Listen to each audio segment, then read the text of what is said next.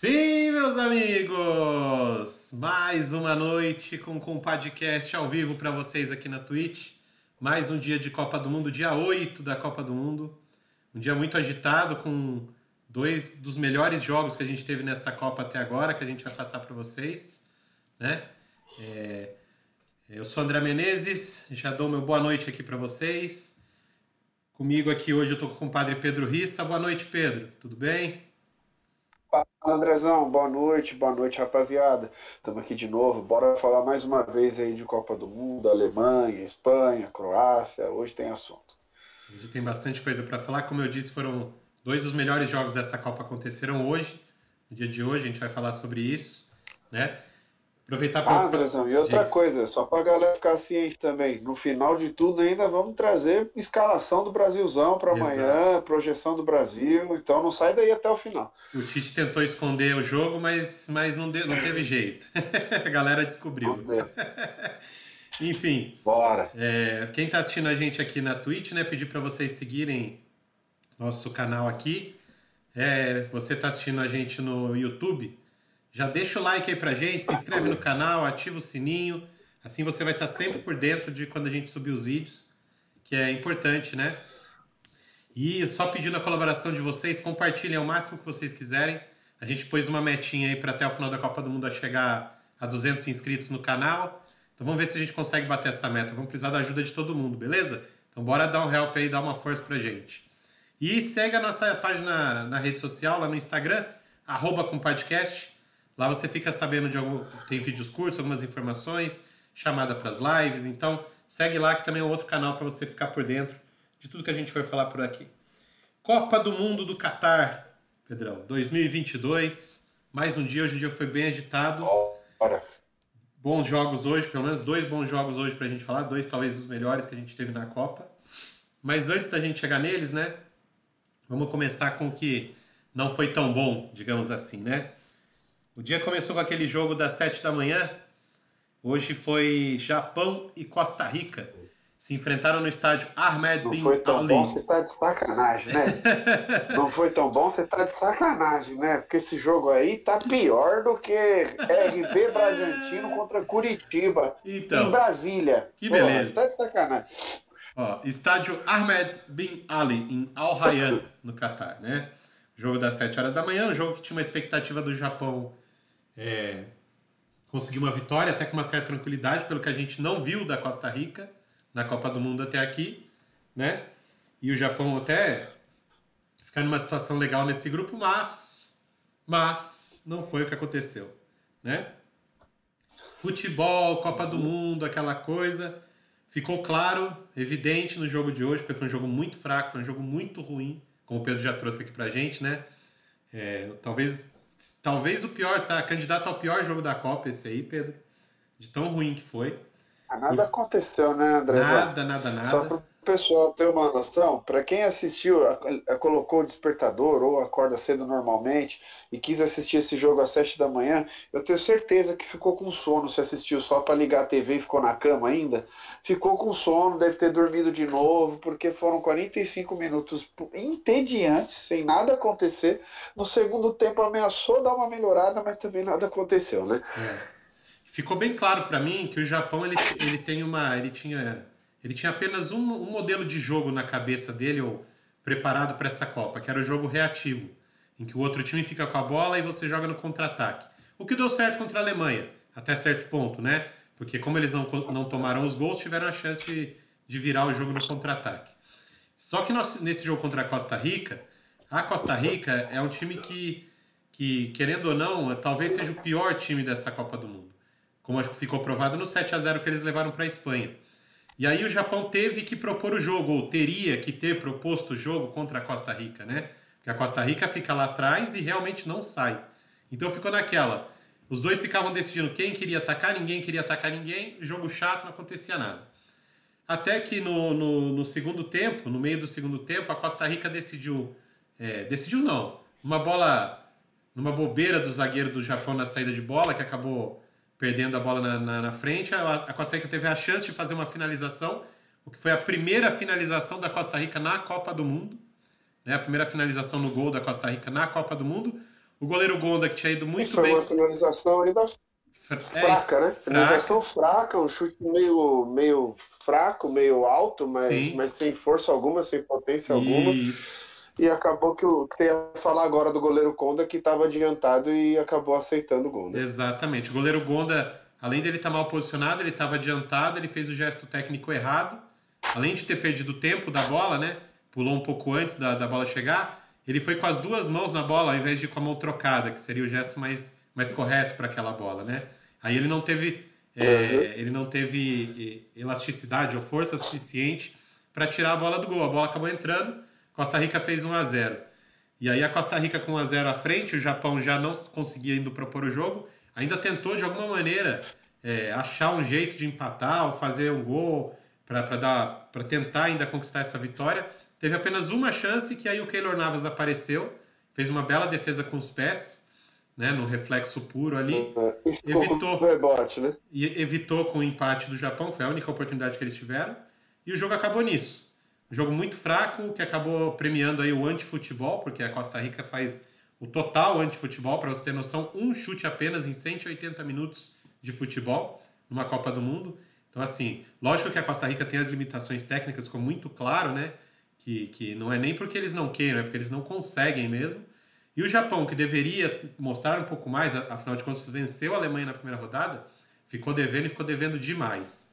E a situação do Japão agora fica mais complicada, né? Esse grupo, o Japão, logicamente, tem chance de classificar, mas eu duvido que algum desses dois times aí devem passar de fase, Pedro.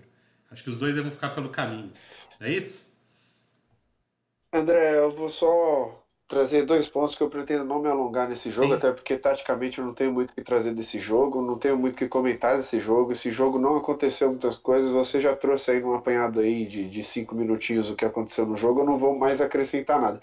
A única coisa que eu queria acrescentar é que quando o Japão ganhou da Alemanha, ele ganhou com alterações que fizeram o Japão ser mais vertical e mais efetivo, tanto jogando no contra-ataque, eu tenho que propor o jogo. Essas alterações foram a entrada do Minomina e do Asano.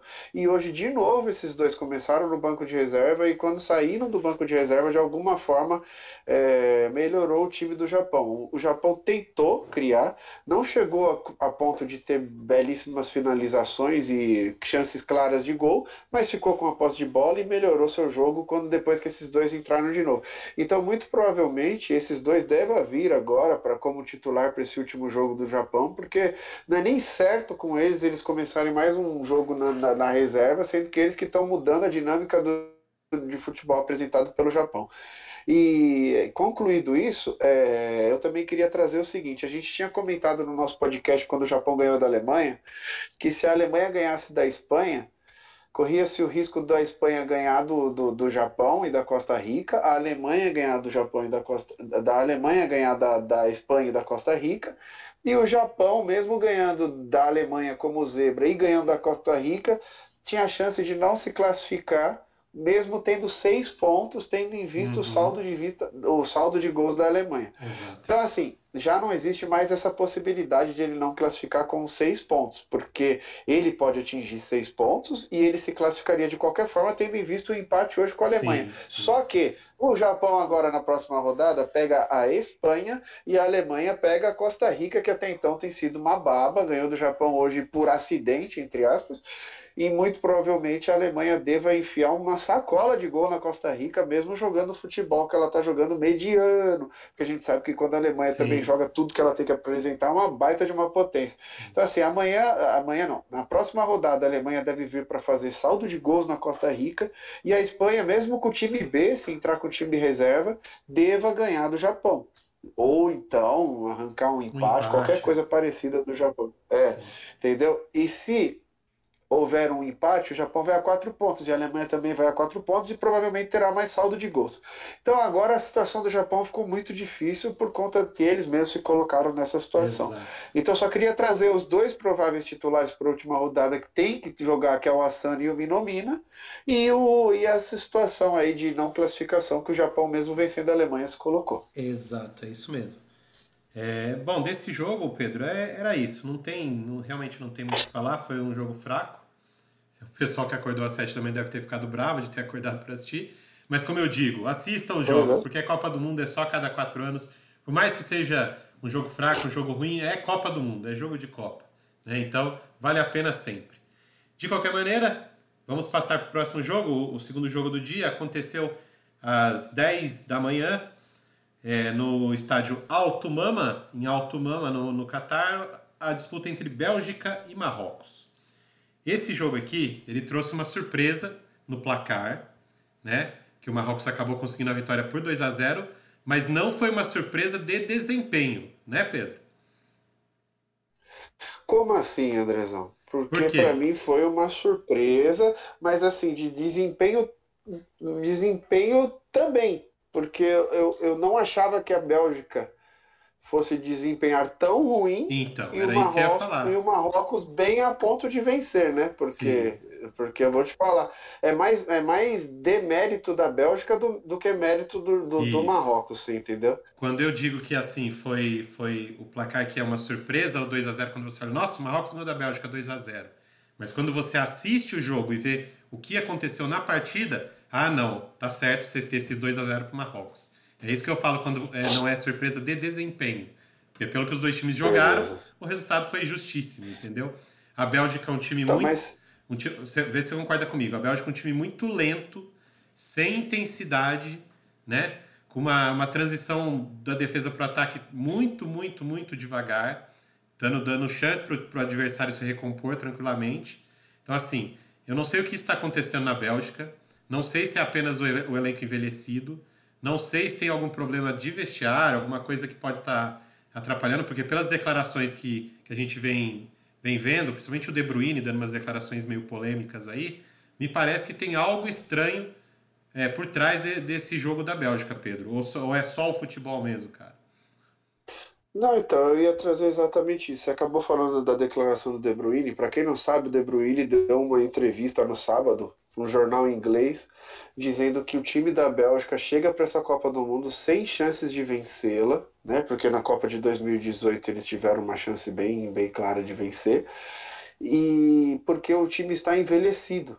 Então, isso deve ter repercutido muito mal dentro do vestiário belga, né? Os Uhum. atletas não gostaram disso, tanto que hoje, depois da derrota, o Vertonghen, que é zagueiro da Bélgica, deu uma entrevista dizendo que nós não conseguimos criar muitas jogadas porque o nosso setor ofensivo está envelhecido. Então, ele meio que deu essa indireta e essa cutucada no nosso amigo De Bruyne, e a gente acredita, né, por conta dessas declarações e também por problemas que eles já tiveram, os atletas anteriores a essa Copa do Mundo, que esse vestiário aí da Bélgica é um pouco quebrado, né? Sim, Agora trazendo para o jogo, dessa vez ele não começou com o Carrasco, né? não, Carrasco foi reserva sim. Ele e o Tielemans não e começaram, acredito né? Nem ele nem o Tielemans começaram dessa vez. entrou o Hazard, o irmão do Eden Hazard, O o Torgan Torgan Hazard, Hazard, né? isso. E o Onaná, né? Isso, foram as duas alterações que ele fez para começar a partida.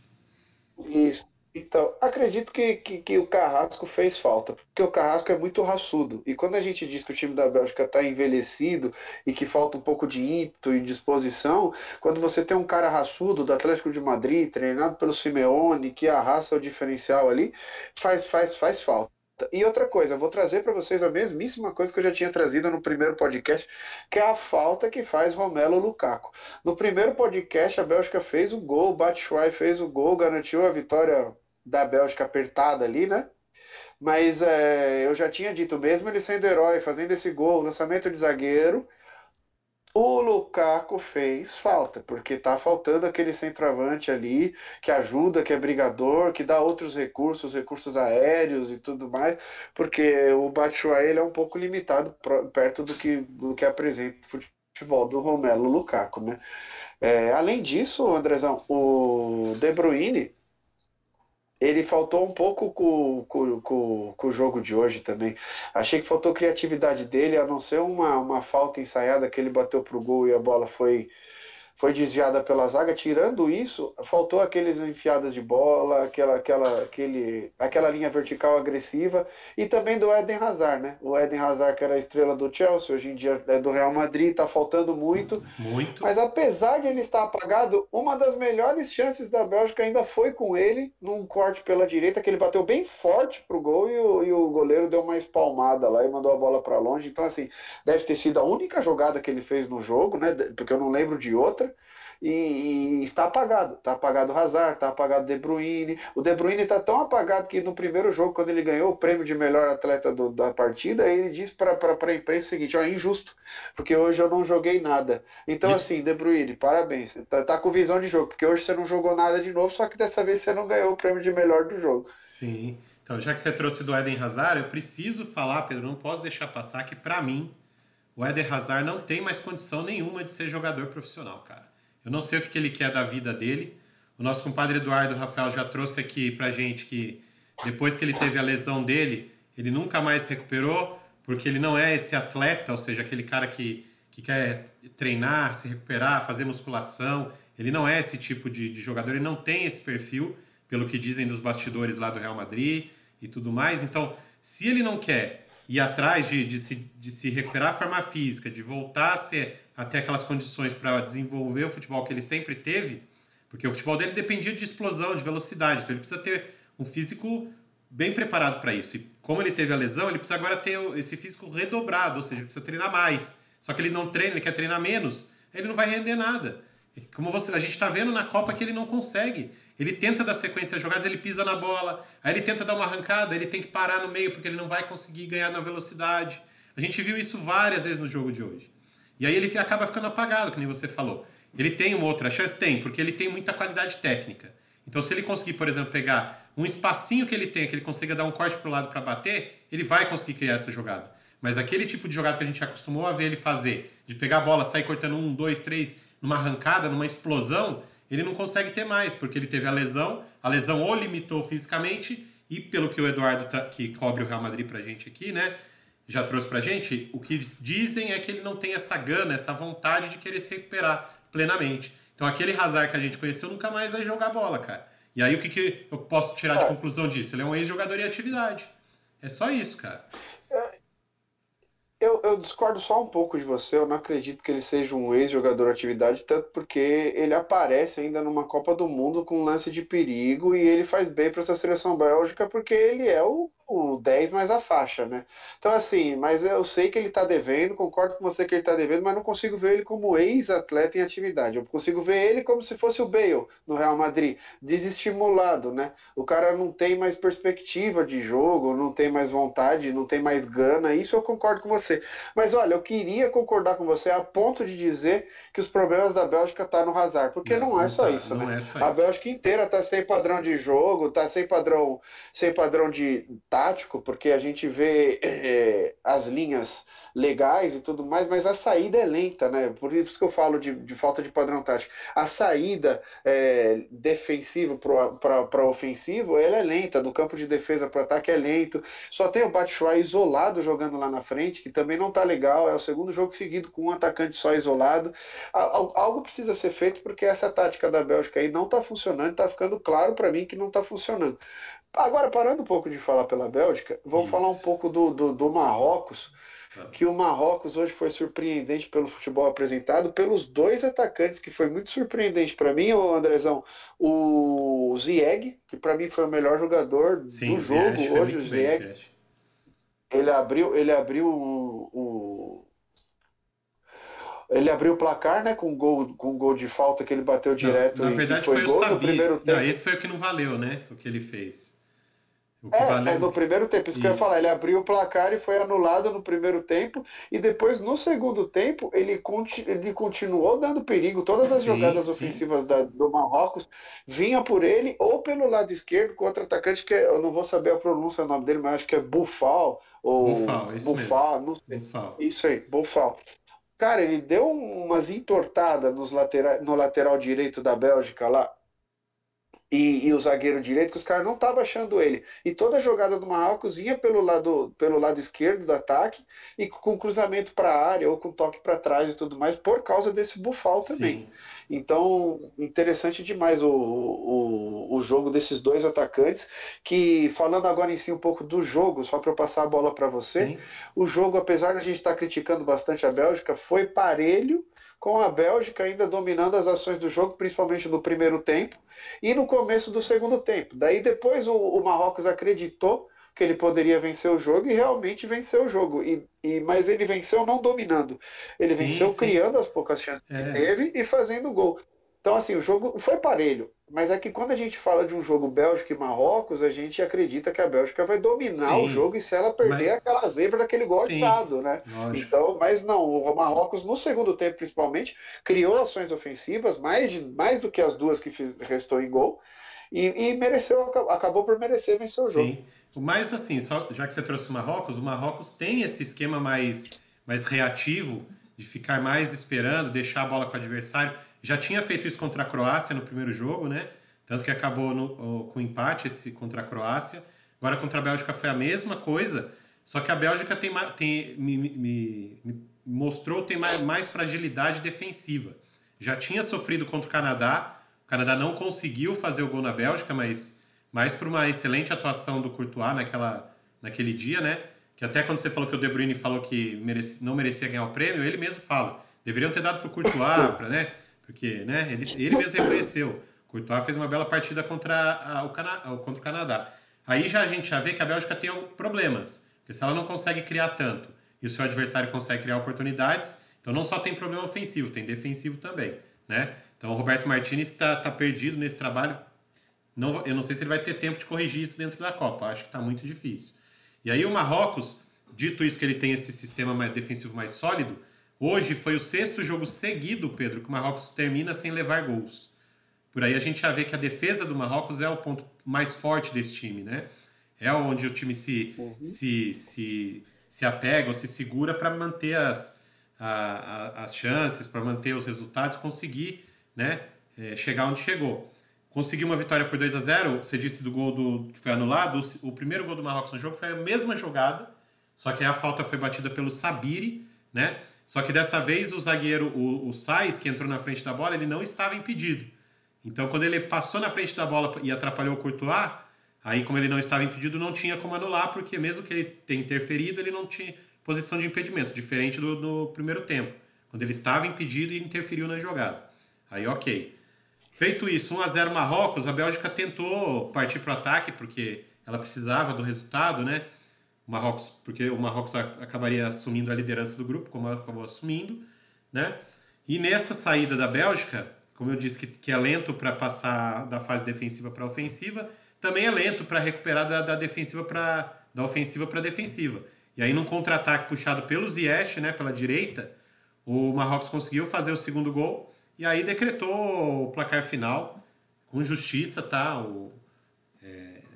Assim, pelo que os dois times jogaram, pelo que apresentaram, a Bélgica não teve força suficiente para furar essa forte defesa do Marrocos. Inclusive o Lukaku entrou no final do jogo, mesmo eu achando que ele ainda não tem condições físicas para jogar, ele entrou no sacrifício para ver se conseguia fazer alguma coisa, mas nem ele conseguiu dar um jeito da Bélgica fazer um gol, empatar ou algo do tipo.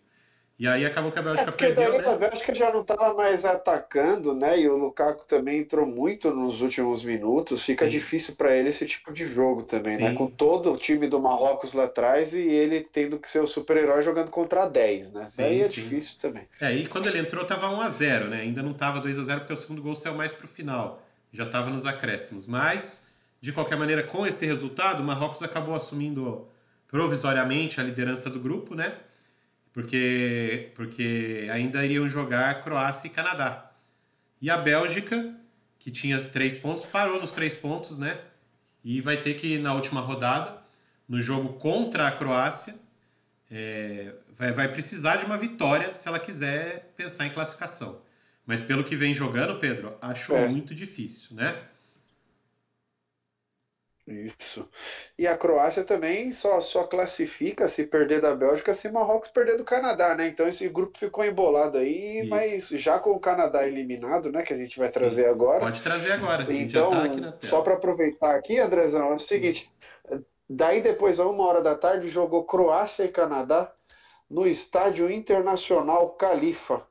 E esse jogo, Andrezão, eu vou deixar você começar comentando aí, por isso que eu estou puxando aqui Sim, as vias de exato. apresentador, porque nós vamos debater um pouquinho sobre Vamos. A ele. gente vai divergir um A Croácia pouquinho. acabou.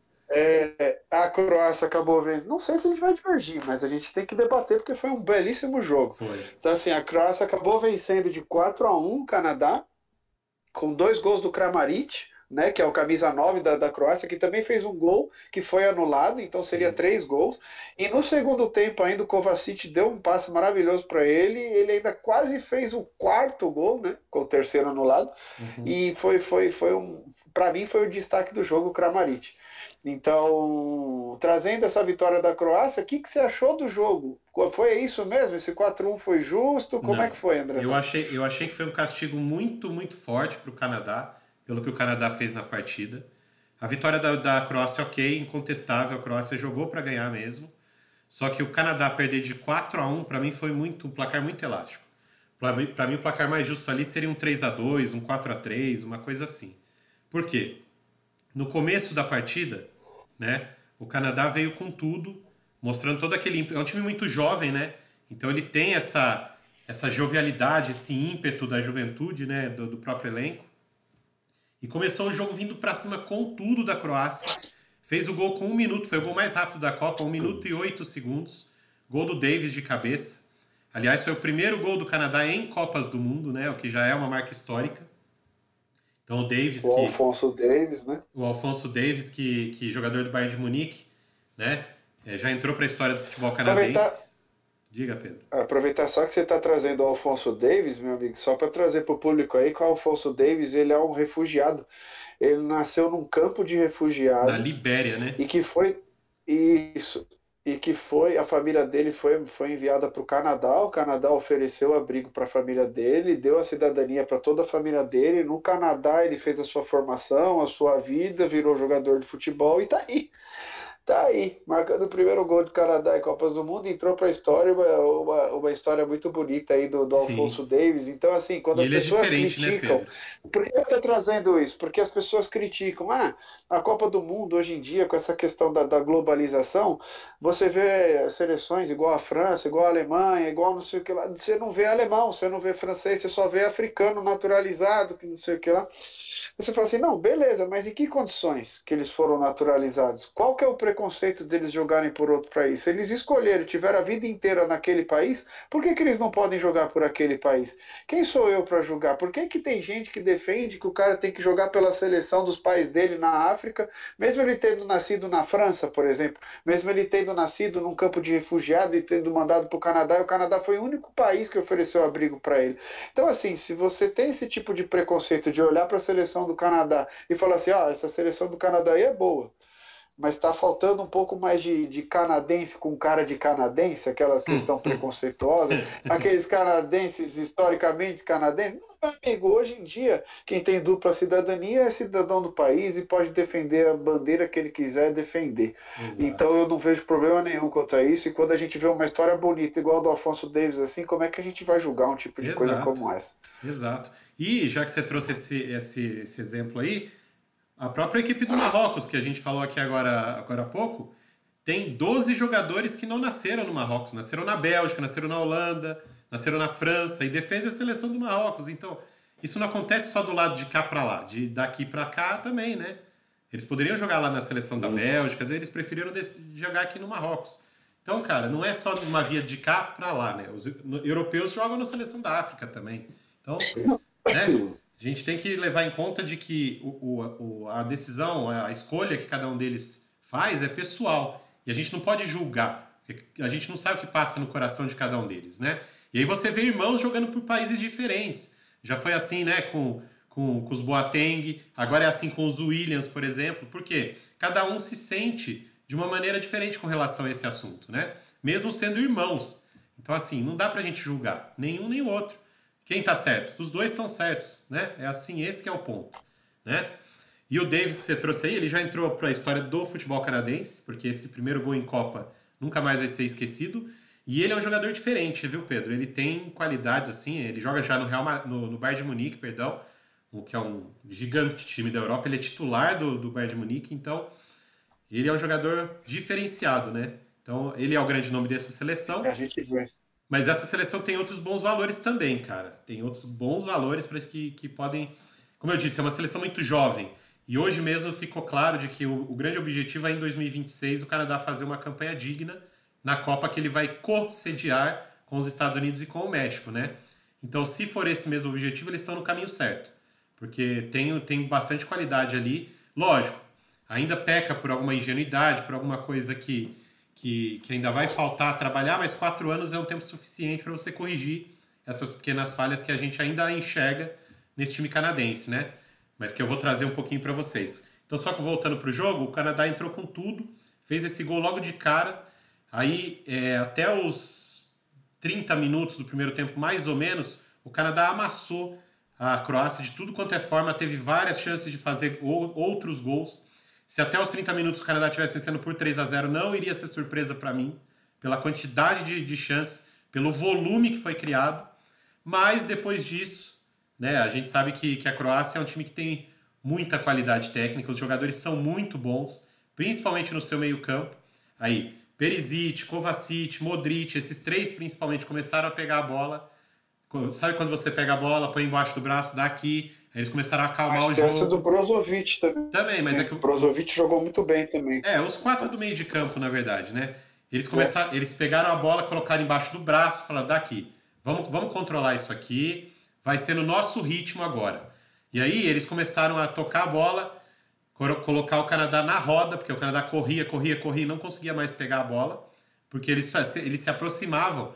Modric aproximava do Kovacic, que chegava perto do Perisic, o Brozovic chegava para dar o apoio. Então, como eles se aproximaram, a troca de bola entre eles começou a ficar muito constante. E eles têm muita qualidade. Então, roubar a bola deles estava ficando quase impossível para o Canadá. E o Canadá só se desgastando correndo atrás da bola. E aí o que acontece? Quando você tem jogadores dessa qualidade, né, eles acham os espaços, Pedro. Eles acham os espaços, não adianta. Eles começaram a achar os espaços entre a linha do volante do Canadá e os zagueiros.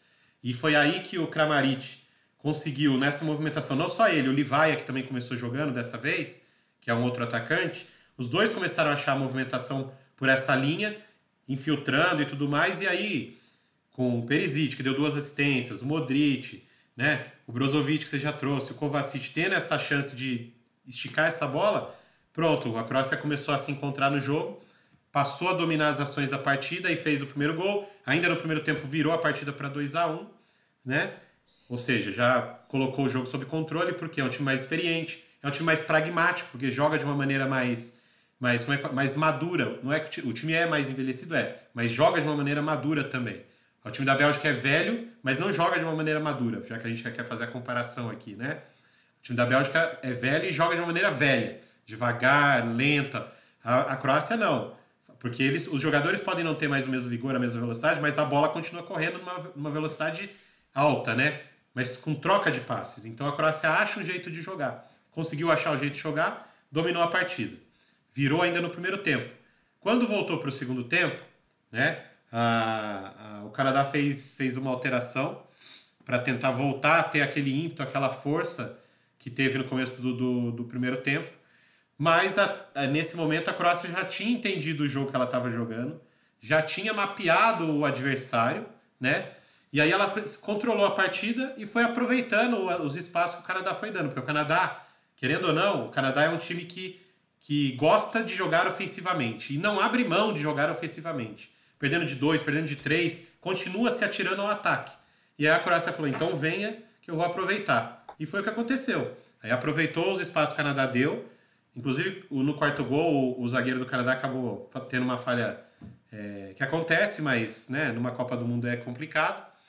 E acabou fazendo esse placar de 4-1. Eu só achei que foi demais, Pedro, pela dominância do Canadá em grande parte do primeiro tempo, em que não seria surpresa nenhuma ter feito 3-0, só por isso, tá? Não, tudo bem, mas olha só, só para não acrescentar tantas coisas para a gente se alongar muito no tempo aqui no que você falou, porque você já trouxe bastante do jogo. Eu vou só dizer o seguinte: em relação aos 30 primeiros minutos do primeiro tempo, que você disse que houve uma dominância extrema do Canadá e você não se surpreenderia se tivesse um 3-0, eu preciso discordar um pouco disso. Eu concordo que o Canadá teve mais a posse de bola, teve mais volume de jogo, teve mais a vontade de vencer, entrou melhor no jogo, concordo com tudo isso que você falou. Mas esse volume não se convergiu em chances Ah, claríssimas de gol. Pedro, A gente não teve chance 17, clara. Você não vê 17 um cara. finalizações em 30 minutos. Mas você não 17 vê chance. finalizações. Mas você não vê os caras entrando na pequena área, de frente com o goleiro, quase fez gol. Que 17 finalizações? Eu não sei de onde você tirou esse número. Esse número foi passado na Porque transmissão, cara. não, mas não foi isso daí tudo não. Então, assim, quando a Croácia entrou no jogo, acabou, Andrezão. A Croácia já foi para o intervalo ganhando de 2-1, porque depois dos 30 minutos jogou melhor que o Canadá, e não Sim. estamos falando de um time que jogou no contra-ataque. Eu não estou falando que a Croácia jogou no contra-ataque. E embora o Canadá goste de jogar ofensivamente, ele não joga amassando. Ele não é uma Espanha da vida que coloca todos os seus jogadores no campo de ataque, né? E amassa o outro time. Não é isso. O Canadá, ele tem a posse de bola, ele tem a verticalização no futebol deles, ele joga ofensivo, mas as jogadas ofensivas deles são rápidas. Eles não trocam 30 passes no ataque antes de finalizar. É zagueiro para lateral, lateral para volante, volante para meio campo para atacante, o atacante no máximo rola para trás para alguém chutar ou cruza. Não tem mais aquelas jogadas cheias de toque de Fernando Diniz, de Guardiola, esse futebol da posse de bola com toque para trás. Não tem isso. Então, assim, por mais que isso aconteça, eles tentando jogar ofensivamente, eles perdiam a bola e a Croácia ficava mais tempo com a bola do que o Canadá. E não jogava no contra-ataque. A Croácia mostrou. Daí por que eu falo? A Croácia mostrou a força que a França mostrou na primeira rodada. Saiu perdendo, como a França saiu perdendo da Austrália, mas a França, diferentemente da Croácia, aí sim ela dominou aquele jogo contra a Austrália e fez 4-1. A Croácia ela não só dominou, ela não dominou o jogo, ela só começou a se encontrar no jogo. Daí ela começou a jogar melhor que o Canadá, continuou jogando na volta do intervalo melhor que Então, o Canadá, o jogo continuou equilibrado, mas com a Croácia jogando melhor, e a Croácia fez mais 2 gols e acabou 4-1. Então, assim, a Croácia, antes de fazer o 4-1, que foi o erro do zagueiro, ela já poderia ter feito o 4-1, porque ela sim, no segundo tempo, da metade do segundo tempo para o final, teve chances claríssimas de gol, que daí a sim, gente lembra das teve. chances claras de gol mesmo. Teve, Então, porque. assim, então a Croácia hoje mostrou força. Hoje a Croácia mostrou que a Croácia da Copa passada continua sendo a Croácia. É, Entendeu? mas, Só por isso que eu falo. mas quando enfrentou o Marrocos, que era um time que joga defensivamente, não mostrou nenhum tipo de saída para escapar dessa retranca. Então, assim, hoje contra um time que joga aberto, dá espaços, tudo bem, ela aproveitou. Mas quando ela precisa fazer, criar algo do nada, do zero, a gente viu que não consegue. Foi o melhor jogo do Modric na Copa contra o Marrocos? Foi. O Modric jogou muito melhor do que jogou hoje, por exemplo. Só que era só ele, cara. Não tinha ninguém ajudando ele contra Marrocos. E Mas Marrocos, no Marrocos podcast fica. passado, da primeira Sim, rodada, você não trouxe que o Modric estava destoando, que o Modric parecia ser o único cara que sim, destoou na Croácia, que o exato. resto ficou devendo. Hoje não, hoje o coletivo apareceu, né? Então, Então, graças a Deus, o mas coletivo qual apareceu. Croácia a gente vai E ver o no próximo Modric não jogo, Pedro? precisou se. Então, pelo que eu tô vendo, a Croácia demorou para engrenar, tá demorando para engrenar, mas ele tá mostrando capacidade de ser uma super seleção, igual ela era na Copa passada, que quando engrenar, vai dar trabalho para qualquer seleção que ela enfrentar, cara. E ela começa a se tornar a Croácia da Copa passada favorita contra muitas outras seleções. Por exemplo, É, Bélgica e Croácia para a rodada que vem, a Croácia é favorita. desse. Dentro do futebol apresentado Sim, nessa Copa, a França é sim, favorita. sim, sim. Do que eles mostraram até agora, com certeza a Croácia é favorita. De potencial que as duas podem atingir, a Bélgica é favorita. Mas aí é potencial que eles podem atingir, tá? Não é o que eles estão jogando, Mas será? né? Porque eles não estão atingindo, eles não estão mostrando o mínimo do futebol deles, então. Porque a Croácia está Exato. mostrando, a Então, Bélgica não. é que Porque A Croácia nesse jogo contra o Canadá chegou mais próximo do que a gente imagina que seja o potencial, certo? Do que ele consiga jogar. A Bélgica não chegou nem perto. A Bélgica Se jogar o potencial que a gente sabe que De Bruyne, Hazard, Lukaku, Witzel, né? Esses caras todos têm, o Trossard e etc. Se chegar no potencial que os caras têm, é mais time que a Croácia, é. Mas pelo que eles estão jogando hoje, a Croácia realmente é favorita. Deve ganhar esse grupo aí. Não tem mais contestação nisso. A Bélgica, se bobear, vai ser até eliminada da Copa do Mundo na primeira fase.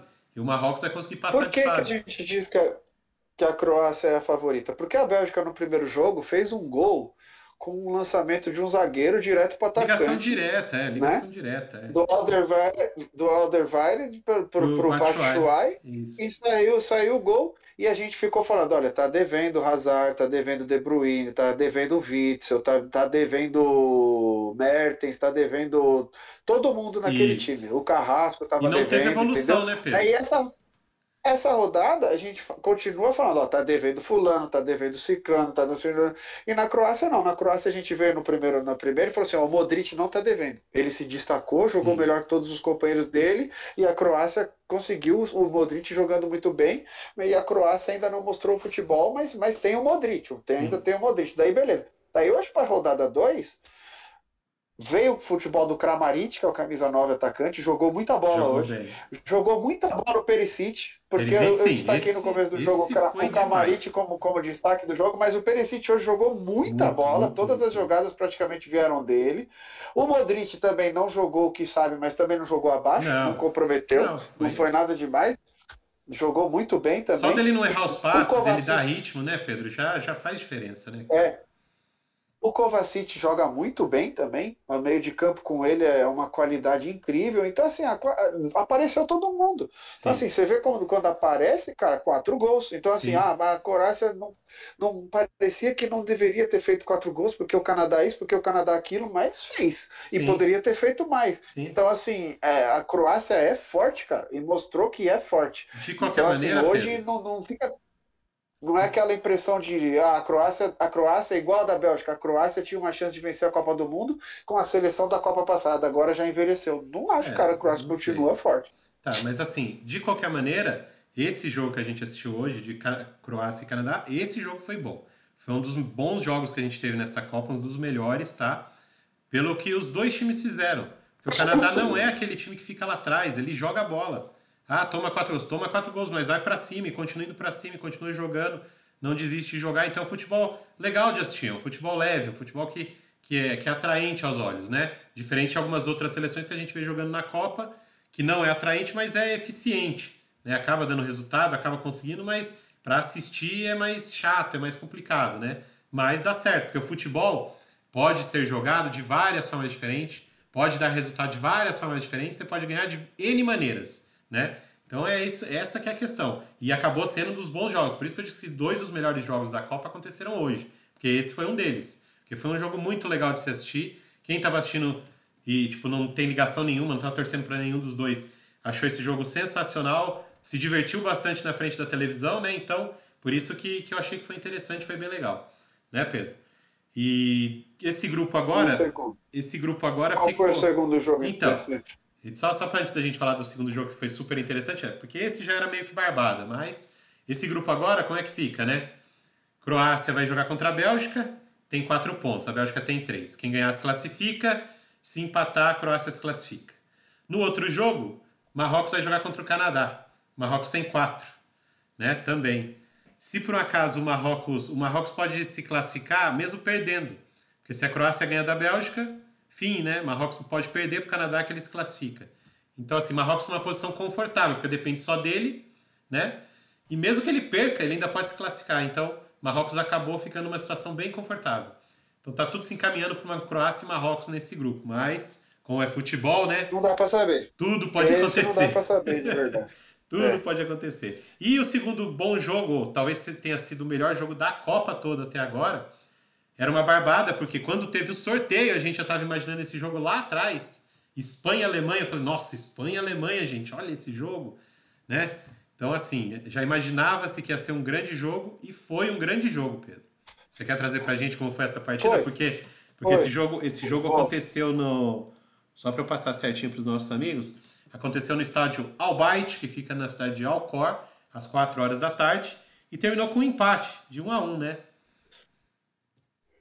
A gente trouxe no.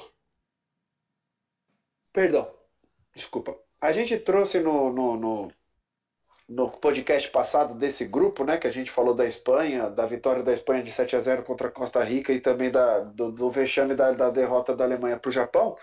A gente trouxe a informação de que o Gundogan fez o gol de pênalti, o Gundogan jogou bem, mas o Gundogan, ele é volante e estava jogando de meia aquele jogo, né? Ele jogou mais para frente, do lado do Miller e tudo mais.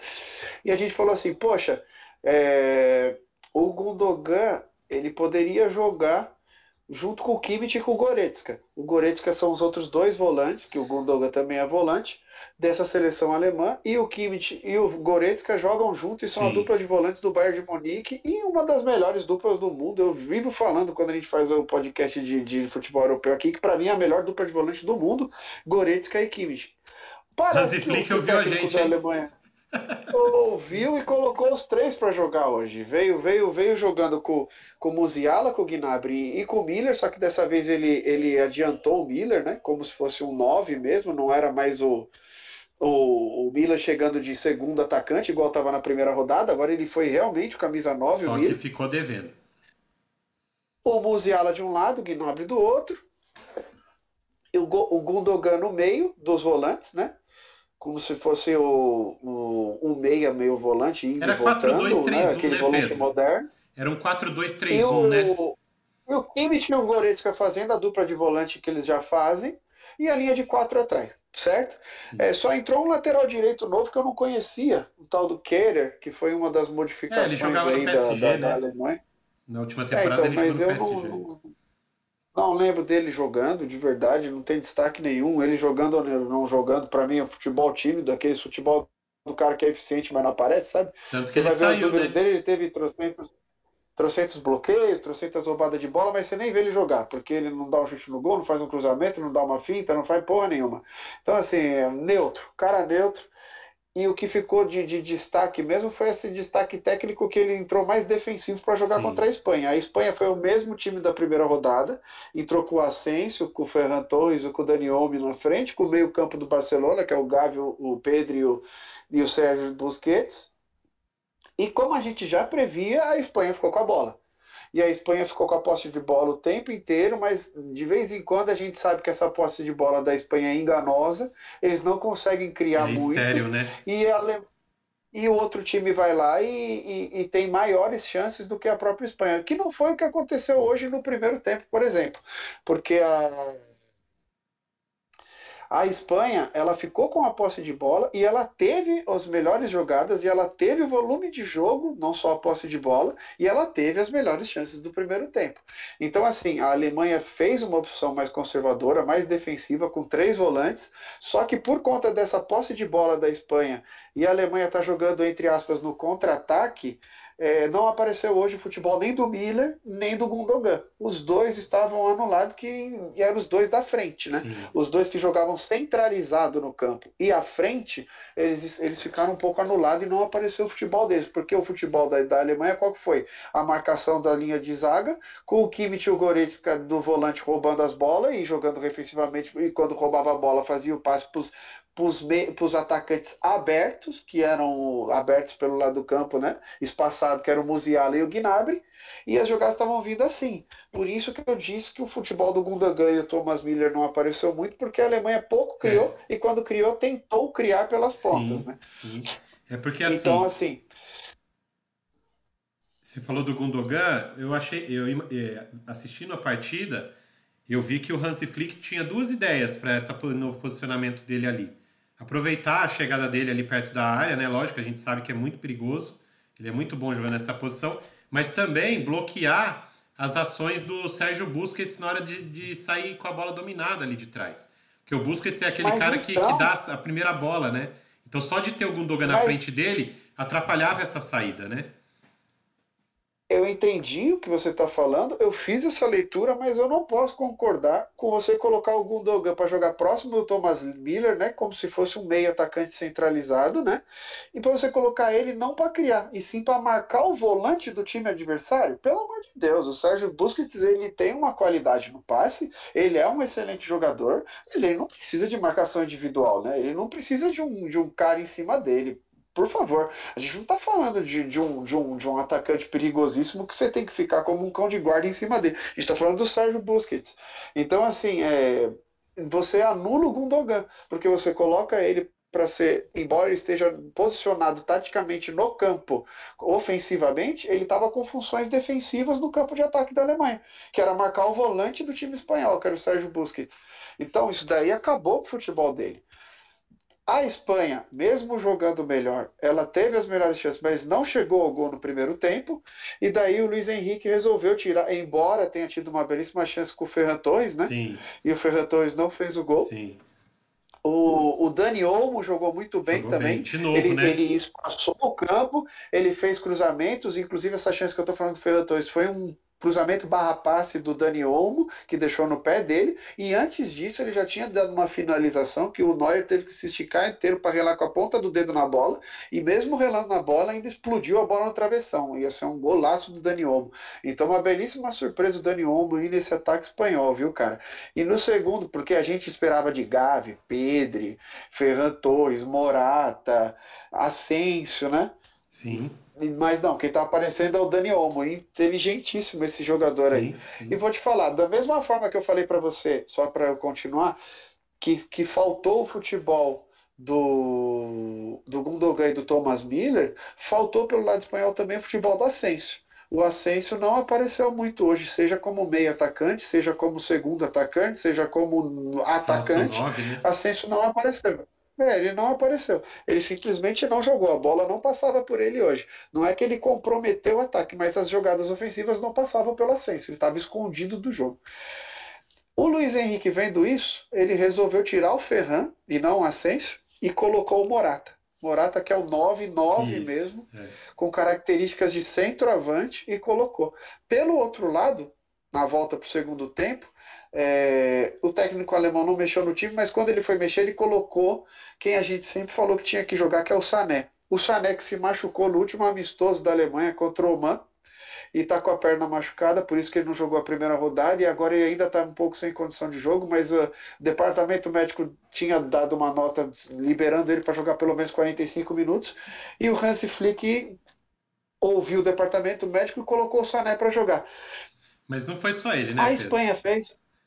Não foi só o Não, Sané, não, não né? foi só ele que A entrou. entrada do Não foi Fulkrug só ele. também mexeu com esse jogo, né? Ele colocou o Sané. Não, quem mexeu com o jogo foi o Sané. Quem fez o gol decisivo e da vitória e do empate foi o Fulkrug. Mas quem mexeu com o jogo foi o Sané. Não, Porque sim. quando o Sané entrou, Mas estava se. 1-0 para a Sim, Espanha, gol do Morata, que entrou no lugar do Ferran Torres, 9, fez sim. um gol de 9, né? Um gol do atacante. Então, palmas aí para o Luiz Henrique que enxergou a infiltração do Morata no meio da zaga da Alemanha, que até aquele momento não existia por causa do Ascenso fazendo o falso 9, não estava incomodando os zagueiros. O Morata incomodou. O Hansi Flick, por outro lado, mexeu e mexeu triplamente. Ele colocou um lateral, que eu não vou me lembrar o nome agora, Ele colocou o Klosterman, ele colocou o Fulkrug e o Klosterman, Sané. daí ele colocou o Fulkrug e o Sané. O Fulkrug, dava para ver que ele estava querendo o jogo, né? Mas o E é Sané, centroavante, né? O Fulkrug é centroavante, é, centroavante. mas o Sané, daí assim, o Sané em campo, ele já criou a primeira jogada de ataque com belíssima enfiada de bola, que acabou com chute bloqueado, mas que estava impedido, mas já foi a primeira enfiada de bola. Depois disso, ele já deu uma outra tabela e até que a Alemanha ficou pedindo pênalti de um passe que ele fez a infiltração dentro da área e tocou a bola para o Fulkrug, né? E quase chegaram ao gol de uma tabela dentro da área com outra jogada do Sané. Até que o Füllkrug chegou e fez o gol com outra jogada do Sané com Musiala e Füllkrug. Então, assim, o Sané mudou o jogo para a Alemanha. A Alemanha foi outro time depois da entrada do Füllkrug, que foi o destaque por ter feito o gol, que aliás um golaço. E ele também é camisa 9, ele também é um atacante. Então a gente viu Pegou muito esse forte na jogo. bola, né?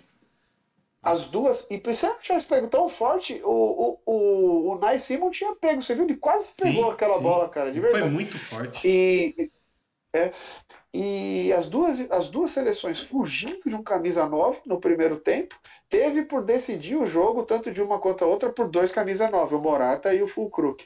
Então essa é a história irônica desse jogo. Sim, sim. E o Sané só mostrou hoje que se ele estiver saudável para a rodada 3, ou se essa Alemanha se classificar para a fase eliminatória, a Alemanha é uma grande potência e Sim, com o Sané fica mais forte ainda, sim, porque ele é sim. muito rápido, ele é muito agressivo e ele é muito criativo também. E ele Sim. jogando do lado do Musiala, vai ser muito interessante ver esse time, porque o Gnabry está devendo. O Gnabry Gnabry, está sim. devendo. Gnabry, concordo com você que Gnabry está devendo muito, né?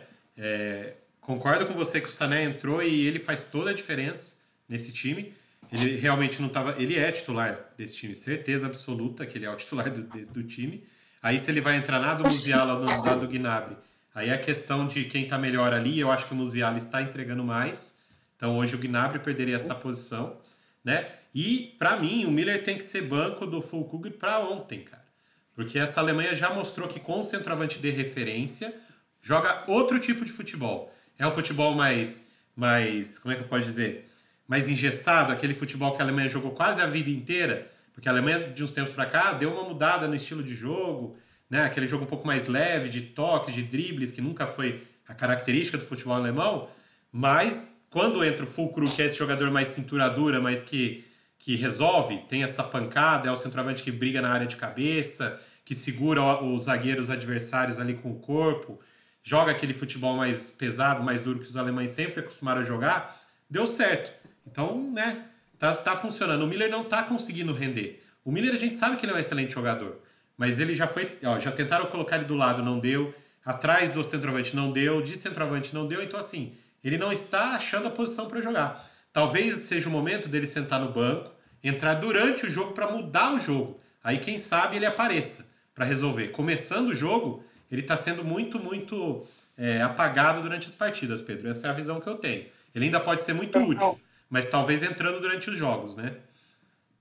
Andrezão, concordo com você que o Miller ficou apagado hoje e o Füllkrug no lugar dele como 9 jogou muito melhor, tudo bem, mostrou muito mais disposição, mas é aquilo, né? O cara entra no segundo tempo, é outro ritmo de jogo contra um time já cansado do outro lado. Mas assim, concordo com você em relação à camisa 9. Já se a gente for pegar a Alemanha contra o Japão, que ele jogou de segundo atacante, o Thomas Müller vindo de trás, aí eu não tenho muito a criticar do Miller, não, porque ele puxou uns 3 contra-ataques para a Alemanha contra o Japão, e ele puxou jogadas também que ele abria a bola no lado do campo, e eu falei isso para vocês aqui no dia do nosso podcast, que o Musiala ele prendeu muita bola e o Gnabry também, e eles erraram muitas finalizações e eles não tocaram uma bola para trás e o Miller entrou mais de uma vez sozinho vindo de trás. Eles estavam procurando o atacante 9 avançado, né? Sim. E não estavam tocando para quem vinha de trás, que era o Miller. E o Miller entrou e não recebeu bola. Talvez se ele tivesse recebido 2 bolas naquele jogo, ele teria feito pelo menos um gol e a história dele na Copa seria outra. Mas agora, como 9 não funcionou, concordo que tem que entrar o Füllkrug no lugar dele ou qualquer outro atacante, que não Sim. conheço muito o banco da Alemanha, porque ele está fazendo as mesmas alterações da rodada 1 ele fez agora. Ele colocou o Hoffmann, só com a mudança do Schlotterberg, que é o lateral, que também ajudou um pouco ali para marcar o Nico Williams, que Sim. entrou descansado ali Muito pelo bem o lado da Nico Williams, Espanha. né? Entrou descansado. É, mas o Sané e o Füllkrug precisa virar titular desse time aí para ontem, sentando o Gnabry e o Miller aí, que seriam as duas opções aí para a Hoje entrada do sim. Sané e Füllkrug, ao meu ver. Hoje sim. E ó, para quem criticou a dupla de volante na primeira rodada, que o Goretzka entrou, e depois que o Goretzka entrou, não porque ele entrou, a Alemanha tomou 2 gols do Japão, não foi culpa dele. Alguém viu o futebol que o Goretzka jogou hoje? O Goretzka jogou demais hoje, meu amigo. Ele desarmou uns trocentos ataques da Espanha, que foi ele que acabou com o ímpeto do ataque espanhol ali. Então eu falo, cara, essa dupla de volante aí, o Kimmich e o Goretzka, é fantástico, Sim, cara. De sim. verdade, esses dois jogam demais. De qualquer maneira, Pedro, esse jogo foi um jogaço, foi um jogo muito bom de se assistir. Um jogo de várias alternâncias. O placar foi 1-1, mas poderia ter sido 2-2, 3-3. O empate acho que foi de bom tamanho. Tá? Se tivesse que ter tido um vencedor, teria que ter sido a Espanha, pelo que ela produziu durante o jogo. Né? Se tivesse que existir um vencedor, na minha visão. Mas esse empate ficou de bom tamanho. O jogo foi muito bom. Eram dois. Não sei se eu concordo com essa sua afirmação, não, viu, André? Porque, embora ela tenha produzido mais no primeiro tempo, a Alemanha teve umas chances claras no segundo tempo, depois da entrada do Sané também, que eu falei assim: não seria injusto se a Alemanha tivesse virado o jogo, por exemplo, ao meu ver. Não, sim. Depois que a Alemanha achou o gol de empate, conseguiu o gol de empate, até antes, né? Você já tinha. Por isso que eu falei que o jogo é excelente, porque a Alemanha ficou o quê? Uns 50, 60 minutos atrás ali e você não via muita reação. Aí depois, quando ela conseguiu reagir, aí você já enxergava até a Alemanha virando o jogo, né? É isso que eu tô falando. Por isso que o jogo foi bom. Por causa dessas Então, alternâncias, assim, né? para aqueles que viveram o 7-1 e tem raiva da Alemanha e tá vendo a Alemanha nessa situação difícil aí, e tá colocando como hater, essa Alemanha já foi, essa Alemanha é Não fraca, que não foi sei o que lá. nada. Meu amigo, foi um mero acidente de trabalho contra o Japão, ao meu ver, porque a Alemanha amassou o Japão e tomou 2 gols e perdeu o jogo, mas poderia ter ganho de 5 se tivesse sido um pouco mais eficaz. E agora contra a Espanha, que é uma das melhores seleções da Copa, fez um jogo de igual para igual. Inclusive, não seria injustiça, como eu disse, se ela tivesse virado o jogo. Então, a Alemanha está se encontrando aos poucos e agora contra a Costa Rica deve enfiar uma goleada, uma sonora goleada na Costa Rica e vem forte para as eliminatórias. Não Vai. desacreditem da Alemanha, tá? Sim. Sim. É assim, existe uma. Esse grupo não tem nada em aberto. Para mim, não tem nada em aberto. Apesar da Alemanha ter um pontinho só, a Alemanha para mim está classificada e a Espanha também. Os dois vão ganhar de Japão e Costa Rica na última rodada. Vai classificar a Espanha em primeiro e a Alemanha em segundo. Aí mata-mata é outra vida, né? Outra coisa. Começa uma outra competição. Ah, mas perdeu para o Japão. Isso ficou para trás, é passado. Agora começou de novo. Eliminatória é outra coisa, né, Pedro? Então, assim, É o isso. importante é se É outro classificar, né? campeonato. O importante é se classificar. Pois é. Enfim, meus amigos, como eu disse, esse jogo foi excelente. Talvez o melhor jogo que a gente teve até agora. Mas já era um jogo que já era muito esperado até antes da Copa começar, né, Pedro? Desde o sorteio a gente já tava. Nossa, esse jogão, ó, vai ter esse jogão aqui. E teve esse jogão aí. Dois campeões do mundo jogando como campeões do mundo, né? Fazendo uma bela exibição para quem estava assistindo a partida. Esse grupo, então, só para recapitular, a Espanha tem. Andrezão, Oi. só, só assim, esse jogo ele foi um dos melhores jogos da Copa porque a gente viu uma batalha tática entre os dois Sim, técnicos. O sim. técnico alemão mudando a tática, colocando 3 volantes, sabendo que a Espanha ia ficar com a posse de bola, sabendo que a Espanha ia amutuar na frente da área dele. Então ele fez isso, conseguiu segurar por 45 minutos, depois tomou um gol rápido, mudou a tática de novo, Tomou o entrou uns gol? caras Então. que deu uma melhor qualidade para a Alemanha e Isso. depois empatou o jogo. Então essa batalha tática fez Sim. com que esse jogo foi um dos melhores da Copa. E, Mas teve jogos mais animados não, nessa lógico, Copa. animado sim, mas tô falando do jogo quando se você que gosta, enxerga o futebol um pouquinho mais além do que só diversão, né? Esse jogo foi excelente. Pra gente que analisa então, foi Foi. sensacional, porque foi exatamente o que você falou, né? Tomou um gol logo no começo do segundo tempo. Por quê? Porque o Luiz Henrique enxergou uma abertura, uma possibilidade, mudou o próprio esquema, mudou a convicção dele, que era o falso 9 para um 9-9, fez o gol. Aí o Hansi Flick, por Isso, seu. mas antes do Luiz Henrique enxergar isso, antes do jogo, no pré-jogo, o Hansi Flick já tinha enxergado como a Espanha ia jogar e Sim, já tinha lógico. montado esquema tático Sim, para se defender dela, sim, exato, né? exato. E aí quando o Luiz Henrique, a Espanha faz o gol com o Luiz Henrique colocando o centroavante, o Hansi Flick já enxergou o que ele tinha que fazer para poder puxar um pouco, segurar um pouco o ímpeto espanhol e ter mais chances de agredir a Espanha, que foi a entrada do Sané e o Füllkrug, que é um centroavante ali dentro, para ficar incomodando os zagueiros centrais espanhóis. E o Sané chegando para criar as jogadas, foi o que deu a virada para o futebol da Alemanha no jogo. A Alemanha chegou ao gol e poderia ter chegado a virada. Então, assim, essas alternâncias, né, de jogo, os técnicos enxergando as coisas acontecendo e fazendo as alterações é que é sensacional para quem acompanha que nem a gente, né? Faz análise e tudo mais. Não foi isso? Isso. Pois é, mas daí se você for pegar jogo animado, esse jogo não foi tão legal porque É, não teve não. tanta chance de Sim, gol. Daí você coloca Croácia e Canadá, foi um jogo legal pra caramba de assistir. sensacional. Você coloca Portugal e Gana, foi Portugal e muito Gana. legal. O primeiro tempo um pouco abaixo, mas daí o segundo tempo, tudo aconteceu naquele jogo, Sim. foi legal pra caramba também. Uhum. Então, assim, essa Copa tá recheada de jogos legais. É Isso. que os 0-0 estão É. incomodando um pouco, mas o que Tem não um tá sendo pouquinho 0-0 tá 0-0. sendo legal. E aí esse grupo, né? Ele acabou ficando com a Espanha com 4 pontos, Costa Rica e Japão com 3 e a Alemanha com 1. O problema é que na última rodada a Espanha pega o Japão e a Alemanha pega a Costa Rica, né? A grande chance é a Espanha atropelar o nosso amigo Japão e a Alemanha também atropelar a Costa Rica. E aí a gente vai ter os dois campeões mundiais aí na próxima fase. É o que eu acredito, né? E assim a gente fecha os 4 jogos de hoje, Pedro. E a gente vai passar pro dia 9, que é amanhã. Vamos fazer aquela nossa análise básica aqui e é dia de jogo de Brasil. Mas hoje eu acho que ela tá aí, né, a Marília Gabriela. Chama para nós os jogos de amanhã. Bate-bola, papo, dia 9, Copa do Mundo, palpites André Menezes. Vamos lá. Obrigado. Ó. Show de bola. Começa amanhã com o jogo das 7 da manhã, um jogo do Grupo do Brasil. Camarões e Sérvia, Pedrão. Eu acredito, pelo que eu vi, que a Sérvia deve vencer essa partida. É, Camarões é um time voluntarioso, Camarões você vê que tem alguma qualidade, mas eles ainda falham muito em algumas questões, por exemplo, quando tem a chance de fazer o gol, a finalização sai muito ruim. Quando eles estão saindo com a bola dominada, eles acabam perdendo umas bolas que não pode perder ali atrás na hora de sair jogando. E a Sérvia é um time que já mostrou contra o Brasil que tem condição, né, de aproveitar essas falhas de Camarões. Então eu acho que está mais para a Sérvia nesse ponto aí. A Sérvia, para mim, vai ganhar a partida por 2-1, Pedrão. Eu não sei qual vai ser o placar, mas eu também aposto na Sérvia. Eu vi uma entrevista do técnico da Sérvia hoje. Qual que é o nome dele? Da Sérvia?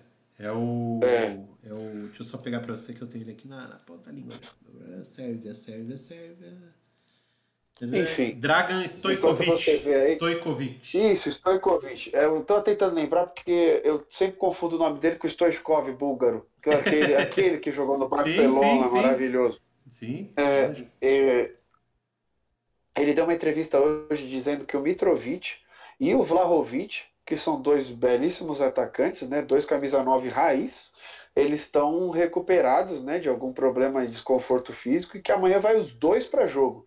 Então, assim, a Sérvia vem com dois centroavantes amanhã, fora os alas armadores ali, que eles mostraram contra o Brasil também, e o ferrolho defensivo deles, que é muito bom. Eu não vejo o Camarões com a qualidade técnica brasileira para furar o ferrolho sérvio, e eu vejo a Sérvia com muita qualidade ofensiva para aí sim fazer um ou mais gols do Camarões. Então, eu vou ficar com a Sérvia. Isso aí. No segundo jogo do dia, a gente vai ter Coreia do Sul e Gana. Esse já é pelo grupo de Portugal, né? E é um jogo importante, porque pode mexer com o outro jogo, né? Porque dependendo desse resultado aí, bota uma pressão muito grande, principalmente no Uruguai, né? Nesse jogo aqui, pelo que eu vi na primeira rodada, eu acho que Gana tá um pouquinho à frente para sair vencedora. Mas não me surpreenderia se esse jogo terminasse num empatezinho, Pedro. 2-2, 1-1, cara. Então, o jogo do Uruguai contra a Coreia do Sul, a gente viu aquele 0-0 chato, né?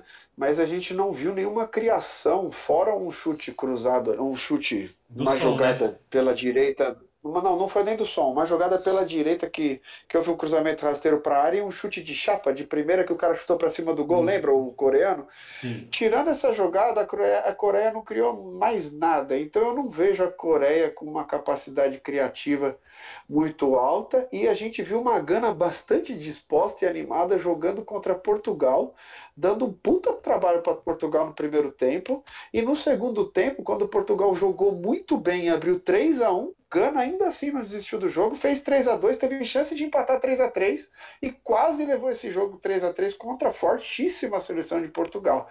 Então amanhã não tem como eu não apostar em Gana, cara. Não vai dar para apostar nessa Coreia pelo que a gente viu da primeira rodada. Então, quando eu digo do empate é porque apesar de Gana ter mostrado todo esse, né, essa volúpia, esse ímpeto, essa vontade contra Portugal, ao mesmo tempo eu enxerguei muitas falhas defensivas. Mas isso Principalmente. peculiar de seleções africanas, Sim, né, Andrezão? sim. Mas por que eu tô falando isso? Porque uma das falhas que eles têm é principalmente se eles pegarem um atacante veloz pela frente. E a Coreia tem só o Son, né? Que talvez seja o atacante mais veloz da atualidade do futebol. Então, se ele conseguir botar uma, duas bolas na frente, não sei não. Por isso que eu tô falando que talvez a Coreia consiga fazer gol em Gana. E aí, né, talvez termine no empate por conta disso. Não. Mas Gana é Mas favorito. eu não duvido que a Coreia possa fazer gol em Gana. Eu só acho que Gana vai ganhar ainda assim, entendeu? Porque Sim. é muito legal ver as seleções africanas jogando. Elas Sim. se jogam para ataque e pronto, acabou. Sabe lá Deus o que vai acontecer lá atrás. Tirando Marrocos e Tunísia que gostam de jogar na defesa, o resto joga pro ataque. Que mais temos aí? Porque esse bate-bola tá ficando muito, muito Vamos lá. demorado já, não tá sendo Vamos lá. bate-bola. Vamos lá. Eu vou pular o terceiro jogo do dia, porque esse, obviamente, é o jogo do Brasil, a gente vai falar por último. A gente também vai Vai, ter Brasil. Portugal e Uruguai, né? Um jogo que. Ah, Esse jogo parece. Parece não. Promete pegar fogo, Pedrão, porque como o Uruguai empatou, o Portugal ganhou, e ninguém quer ficar em segundo para pegar o Brasil nas oitavas de final, o Uruguai vai querer ganhar esse jogo de qualquer maneira, Pedro. Eu acredito que. gente, Eu acredito que o esse Uruguai. jogo já vai ser divertido. E vai ser Sim, depois do jogo do Brasil. depois. Então a dica que eu dou é o seguinte: assistam que vocês já vão estar bêbado. Vai ser super divertido esse jogo. Boa.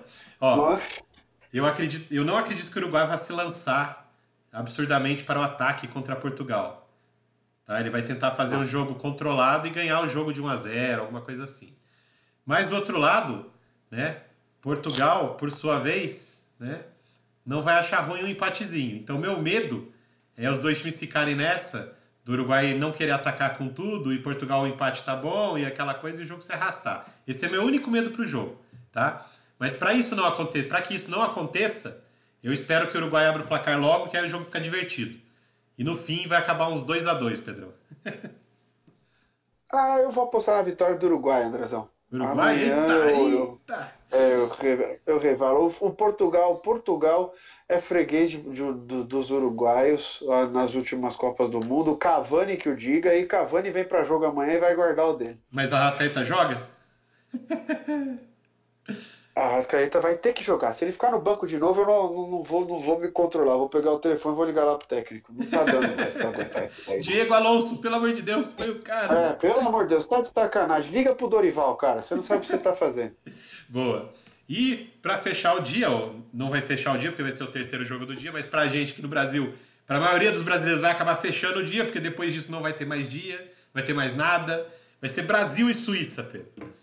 E Brasil e Suíça, a gente sabe que é complicado, porque a Suíça tem aquele esquema extremamente defensivo, aquele esquema que irrita o nosso futebol brasileiro. Inclusive na última Copa a gente não conseguiu vencê-los, né? E aí eu pergunto pra você, dessa vez vai? Mesmo sem Neymar? Mesmo sem Danilo?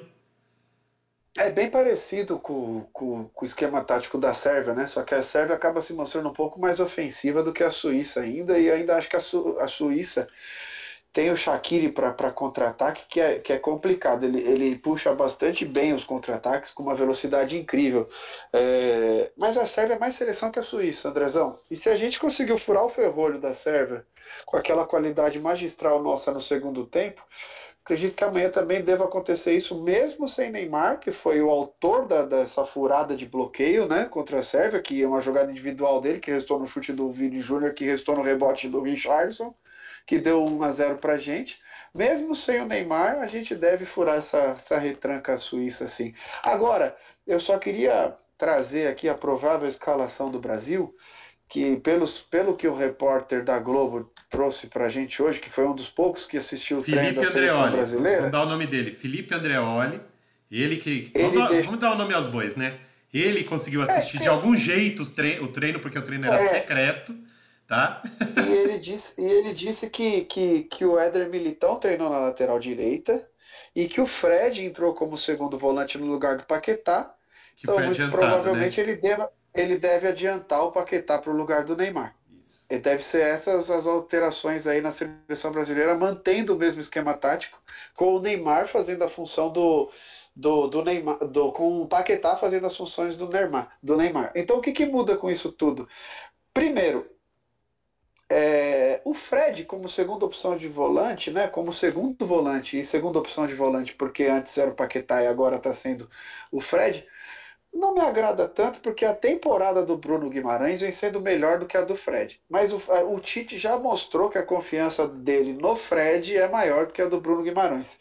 Então vamos ver como é que vai entrar o Fred no jogo, porque assim, me agrada mais o Bruno Guimarães, mas nem não estou dizendo que o Fred é um jogador ruim. Mas eu acho que ele é menos criativo do que o Bruno Guimarães. Entendeu? Então eu prefiro o Bruno Guimarães pela criatividade e Sim, pelo atleta que ele é. Mas não estou dizendo que o Fred no lugar dele vai comprometer de alguma forma, porque o Fred é sim, outro excelente jogador. sim. Agora, o que me incomoda, na verdade, que daí a gente vai discordar muito provavelmente, é o Éder Militão na lateral direita. Não é por conta do Éder Militão. Eu sei que ele é um belíssimo atleta, ele está jogando de lateral no Real Madrid, mas quando ele apareceu no São Paulo, ele apareceu como lateral direito, e ele sabe jogar de lateral direito e tudo mais, mas ele é aquele lateral direito defensivo contra uma seleção que joga defensivamente, que é a Suíça, que foi exatamente o que aconteceu contra a Sérvia. O Brasil começou o primeiro tempo contra a Sérvia com o Alexandre e com o Danilo sem subir para ataque e percebeu que a Sérvia não estava atacando e não precisava manter a linha de quatro lá atrás, não deixando liberdade para os laterais subirem. No segundo tempo, os laterais subiram e ajudaram bastante. Antes do Brasil fazer o primeiro gol, o Alessandro acertou uma bola na trave que quase foi o gol. Então, assim, começaram a participar de jogadas ofensivas, tanto o Danilo quanto o Alessandro. Amanhã, se você colocar num jogo que a gente já prevê um ferrolho suíço, o Éder Militão é provar que o Tite tem sim as suas preocupações defensivas de forma exagerada, ao meu ver, e bastante cautelosa, para não usar outra palavra, porque se você traz dois lateral direito para uma Copa do Mundo, para você improvisar o Éder Militão de lateral direito, não traz o Daniel Alves. Agora ficou claro para mim que você trouxe o Daniel Alves para premiá-lo pela carreira dele, para trazer ele para uma Copa que ele não participou na Copa passada, para dar a chance para ele de sentir o Brasil bem numa Copa do Mundo. Pelo amor de Deus, ou você traz o cara para jogar ou você não traz.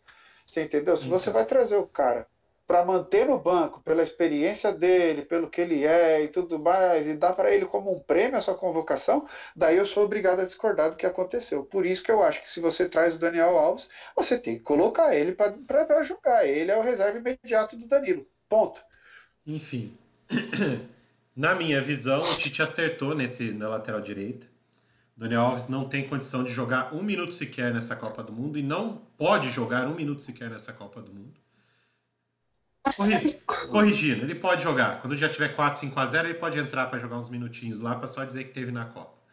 Mas jogo 0-0, começando o jogo, começar com ele, o Tite acerta em não colocá-lo para jogar. Ele não tem a mínima condição de jogar mais, Pedro. Ele não tem. O erro foi convocá-lo, tá? O erro já foi convocá-lo, mas nunca é tarde para corrigir o erro. Tá errado. Na hora que ele veio treinar, já quase machucou um monte de jogador do Brasil. Não deve estar conseguindo acompanhar o treinamento junto com os outros jogadores no mesmo ritmo. Então, assim, o Tite enxergando isso, não vai pôr para jogar. E tá certo. Tá? Na minha visão é isso. Ah, ele é o reserva imediato. Cara, já vi que fez a cagada de convocar. Ele já tá aqui. Não tem o que eu fazer mais. Mas pelo menos ele não joga. Beleza. Pra mim tá tudo certo. O Militão é defensivo, ok. Libera aí o outro lado pra subir. O Alexandre no primeiro jogo não subiu, não ajudou o ataque, não chutou no gol. Então, Então libera o Alexandre pra atacar. Entendeu? Não tem você muito pra onde trazendo correr. isso, o chat está falando aqui, Andrezão. Se você vai começar com o Militão, por isso que eu venho Sim, falando, o Júlio trouxe aqui, por sim. isso que eu venho falando que se vai colocar o Militão, compensa trocar o Alexandre pelo Alex Telles, que apoia muito mais Pode lá do outro ser, lado. sim. Só que daí você, por conta de uma contusão do Danilo e por conta de um, entre aspas, erro do Tite de ter convocado o Daniel Alves, que é um pouco mais ofensivo, e não ter colocado ele para jogar, você vai punir, entre aspas, também o Alexandre, que fez Tem um primeiro isso. jogo bem, e Foi jogou muito bem. bem, para colocar o Alex Telles só Não, porque você acha que o Brasil precisa ser mais ofensivo, porque não, você está não, improvisando um zagueiro na lateral. não Então não improvisa precisa. o zagueiro, você vai tirar o cara do outro lado? Não precisa. Não precisa, não Vai precisa. punir. Isso Não aí é precisa. punir o Alexandre. Só que aí, Pedro, eu acho que uma vez que ele optou pelo Militão, ele ter optado pelo Fred, aí já é demais. Não há necessidade dele colocar o Fred ali, tá? Ele poderia colocar ou o Everton Ribeiro, que aí vamos trazer a informação completa do Andreoli, né, que ele trouxe nos canais da Globo, que foi o seguinte: o Tite fez 3 trabalhos, né? E nesses 3 trabalhos, ele pôs o time para jogar que em teoria seria o ideal. Em todos eles, o Militão jogou. Em 2 deles, o Fred jogou, né? No lugar do Neymar, sendo o Paquetá adiantado. Em um dos trabalhos, o Everton Ribeiro jogou junto com o Paquetá. Aí seria uma dupla de meias e só o Casemiro de volante, tá? Ou seja, fazendo isso, o que ele traz para mim? O que eu recebo de informação do Tite? Que ele em momento nenhum pensou em utilizar o Rodrigo na posição que o Neymar Então. vinha jogando, tá? O que E para o mim Rodrigo que entrou muito bem, né? exato, o que pra mim já é um erro, porque se ele fez 3 testes, por que ele não jogou um com cada um deles pra saber? Pô, desse uma chance pro Rodrigo jogar nessa posição. Ele já mostrou no jogo contra a Sérvia que ele conseguiu jogar e jogou muito bem nessa posição. Por que não colocar ele ali? Eu só, eu só, Aí você mexeria muito menos no esquema tático que você já montou pro primeiro jogo. Porque você tem jogadores com características parecidas. É lógico que o Rodrigo não é o Neymar, mas a característica do Rodrigo é tão ofensiva quanto o Neymar, né? E aí o Paquetá continuaria atuando como esse segundo meia ou segundo volante que vai buscar a bola para trazer para o ataque. Agora quem vai fazer essa parte é o Fred. E o Paquetá vai jogar mais posicionado para receber a bola e criar as jogadas, sem precisar vir buscar a bola no meio para sair, né? Então assim, aí eu acho que colocar o Fred e o Militão já é um exagero. Que nem você trouxe um exagero defensivo e tudo mais, aí sim é um exagero. Se você entrou com o Militão, não tem necessidade de colocar o Fred também, né, Pedro? Só isso que eu acho. Você concorda ou não? eu só espero que se virar o jogo 0-0 ou 1-0 para a Suíça, Deus me livre, mas se acontecer isso, ele já no intervalo ele venha com o Rodrigo no lugar do Neymar, você Sim, entendeu? sim, Que sim. no lugar do Neymar, que eu digo, na posição do Isso, Neymar, sim. aonde estaria o Paquetá. Daí você tira o Paquetá, ou você recua o Paquetá de novo e coloca o Isso. Rodrigo, volta para a alteração do primeiro jogo, e tirando o Fred, né? Mas Uhum. se ele for fazer isso, ele já devia começar o jogo assim. Mas eu espero que ele coloque o Rodrigo para jogar se a gente tiver numa condição adversa, porque a gente precisa do Rodrigo, a gente precisa do Antony, só que o Antony está gripado, a gente precisa do Martinelli, a gente precisa do Pedro, a gente precisa de criatividade ofensiva. Eu não quero me preocupar com o Militão ou Daniel Alves, o Fred ou Bruno Guimarães somente. Eu quero saber do setor ofensivo. Se não tiver tendo criação no setor ofensivo, muda tudo, cara. Sem vergonha, assim, ó. Tira o Fred que Exato. deu errado, tira o Paquetá, Exato. coloca o moleque pra jogar. Vambora. E outra coisa aqui que eu achei interessante, porque depois teve uma entrevista coletiva, né, do Tite. Nessa entrevista coletiva, ele falou sobre o último jogo do Brasil, que o Danilo acabou terminando o jogo contundido dentro de campo, né? Ele jogou uns 5, 6 minutos machucado, só ficou em campo para o Brasil não terminar com 10 jogadores, né? E aí ele identificou que isso foi uma falha, um erro dele, de não ter segurado uma alteração para uma possível contusão e tudo mais. Cara, se ele também for pensar nessa linha e não, vou segurar uma contusão, então, e só fazer 4 alterações no jogo, tendo 9 atacantes, cara, eu acho que também ele vai errar pelo outro lado, entendeu? Acontece, você não tem como você prever que o jogador vai machucar, eu tenho que ficar com uma alteração livre aqui, porque se alguém machucar, eu vou ter que trocar. Cara, isso acontece e não dá pra prever. Ele fez as alterações porque ele tinha todos os atacantes, ele queria colocar os caras pra jogar, ele queria pôr o time ofensivo, ele queria continuar mantendo o Brasil em cima da Sérvia, ele fez certo. Agora ele vira a público e falar que ele errou e que ele não deveria ter feito isso e que ele não vai cometer o mesmo erro, me preocupa. Me preocupa, porque assim, o time do Brasil, com o poderio ofensivo que tem que trocar mesmo. Cansou um pouquinho, já troca. Entendeu? Viu que o outro time está cansado, não está aguentando mais, já troca. Põe alguém mais descansado em cima. Ah, vai fazer as 5 substituições. Faz as 5 substituições, não segura nada. Entendeu, Pedro? É só isso que me preocupa. Essas falas dele de vez em quando me dão um medo de o Brasil acabar perdendo essa Copa do Mundo que está se encaminhando para a gente ganhar, né? por algum preciosismo, por alguma ideia que ele tenha equivocada das coisas, entendeu? Só isso me preocupa, cara. Ah, fica tranquilo, Andrezão, vai dar tudo certo. Vamos esperar amanhã para a gente trazer mais detalhes do Brasil. Só para não se alongar aqui, nosso Isso. exercício de futurologia já foi feito, já trouxemos tudo para os Mas nossos placar, a gente não deu compadres placar, né? aqui. Dando placar. Ah, placar, eu não tô dando em nenhum, mas se você Quem vai quiser que eu ganhar? dê um Brasil? placar aqui, Brasil vai ganhar? O Brasil não toma gol amanhã.